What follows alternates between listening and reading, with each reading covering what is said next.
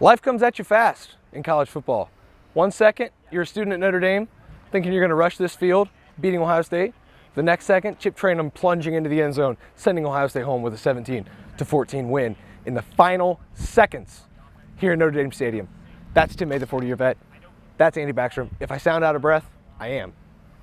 A lot to talk about. Tim, open us up. Two things stand out. Number one, the ferocity in Ryan Day's voice when he addressed us, basically calling out folks who had called this team soft, finesse, couldn't line up and knock people off the ball. That last play of this game offensively for Ohio State will go down as one of the maybe the hallmark and turning points of this college football season and of the Ryan Day era. He had the audacity, even though he was 0 for 2 on fourth down plays, I think, going into that, he had the audacity on short yardage, 1 yard out of the end zone. The temerity. The audacity to call a run to Chip Trayanum. And then Chip Trayanum, who came back to Ohio State as a linebacker from Arizona State last year, switched to running back at the end of the year when there was a need. But to have him have his number called in that moment, this is a major moment in Ohio State football history, fellas. Absolutely, and that's a decision that Ryan Day had to make, that if it didn't go the right way, I mean, you could say that it should have passed, so they should have ran, no matter what he picked, and if it didn't convert, people would have had an answer of what he should have done. And it did work, and that's the most important thing. And he said that 1 yard, getting it the way they did with Chip Trayanum, was important for this program, for the toughness aspect of it, but it was also schematically the right decision, and obviously it was ultimately. It seemed like Notre Dame actually only had 10 players on the field defensively for that play. It still didn't matter anyway. Oops. Ohio State scored with 1 second remaining, and then at that point just had to get through one of those Hail Mary lateral plays and ended up recovering that fumble, and the game is over. So Tyreek Williams, final tackle. Exactly. So this is just a big team win. Defensively, you come out of it thinking, hey, they made a lot of big stops. They turned Notre Dame over on downs multiple times. They definitely bent, but they didn't break, and that was the most important thing. But there were those marathon drives that, of course, kept Notre Dame in this game. Hey, we got 2 weeks to talk about those marathon drives. Let's not talk about that right now. Let's just go into Ryan Day, Lou Holtz. Yeah. Ollie Frazier, Tyson Douglas, Day Holtz. We got ourselves a heavyweight. I don't know if Holtz is considered a heavyweight anymore, but I'm not taking Ryan Day. I'm not taking anybody against Ryan Day after this game, because that man was fired the up. Yeah. Okay? He was not just fired up. He was, you could say any swear word you wanted in there. He was real close to saying one. Yes. He called out Lou Holtz personally. Yes. ESPN just sent me a notification that said, epic rant. Ryan Day goes scorched earth on Lou Holtz. And that is the perfect way to describe it. Hat tip to ESPN, even though this is Lettermen Row and On 3.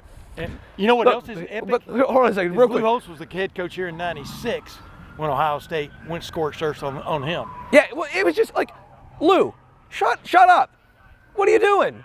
Like, you know when you talk, people listen because you're an old man who used to coach this game. But like, this is just insane. And Ryan Day doesn't care how old Lou Holtz is, doesn't care how insane he is, doesn't care. He has no time for Lou Holtz, because he goes in the press conference and he says what Lou Holtz said was disrespectful. Yeah, it's always been Ohio against the world, but he took it too far. Notre and Dame. he said, real quick, Tim, I'm about to set you up for a home run here. All right. Ryan Day said, and I can't quote directly because it's just all been a blur.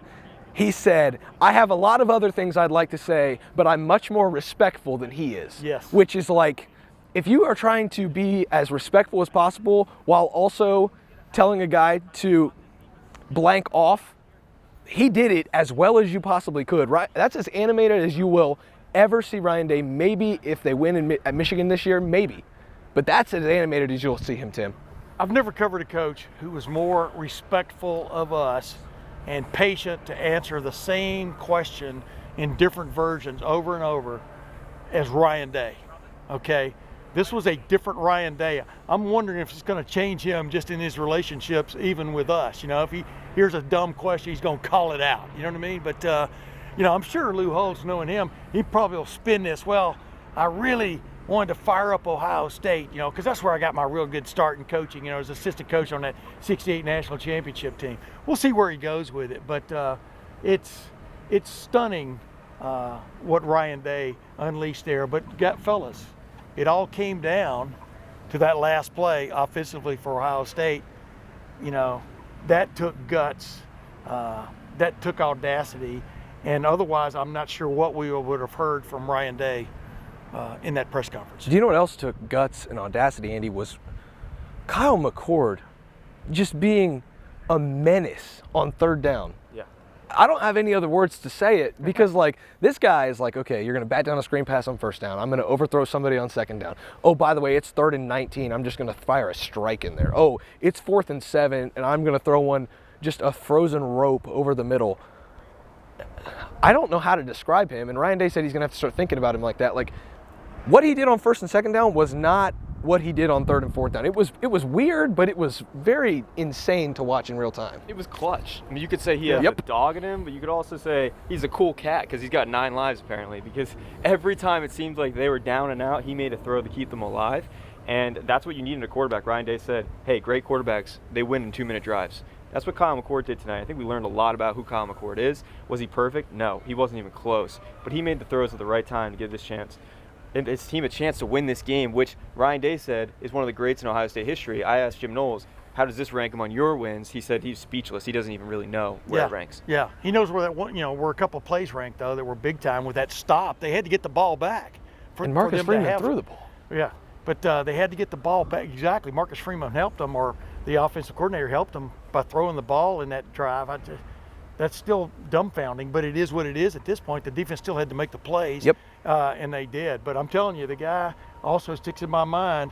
What did I tell you when they went to the line there, facing that 19-yard to a first down, just short of the end zone? They got to go to Egbuka here, because Egbuka was open a lot tonight. They were bracketing Marvin Harrison Jr. Sometimes that kid covering him was just damn good and taking him out. Yes. But that rope to Emeka Egbuka down to the 1-yard line was as big a play as there was tonight, except for the touchdown, because that gave them new life. They got up, down the ball, tried one pass to Marvin Harrison Jr. to the corner, and then boom, Chip Trainum with 3 seconds left plunges into the end zone. Just a craziness.